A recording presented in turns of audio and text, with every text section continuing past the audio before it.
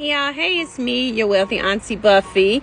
I want to talk to y'all today about something I read on CNBC that pertains to the fact that young Black and Hispanic folks tend to have lower credit scores than their white counterparts.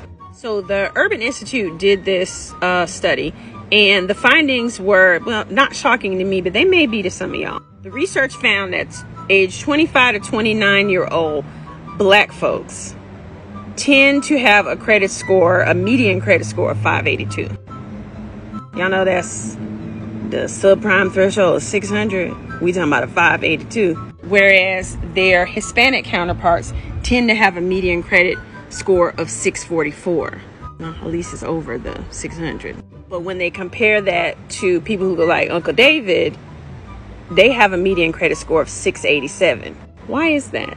Is it because people who like Uncle David are just so good with their money and so good and responsible with credit? Hell no. I paid David's student loans off. Just an example. See, poor credit scores lead to a cycle of debt. If you don't have access to leveraging cheap debt, like 0% APR for 12 months on a credit card to take care of the tires on your car need to be replaced, or your alternator went out, and you're always having to use your cash, you might turn to subprime lending, which is ridiculously expensive and usurious.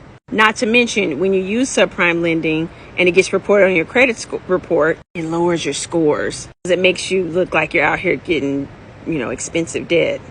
It's like a self-fulfilling prophecy, and it sucks. That's why it's so important to try to work on your credit, not cut corners and use these services, like do the actual work. Because if we all sit around waiting for policymakers to change the racial disparities in lending, well, we know how that's going to go.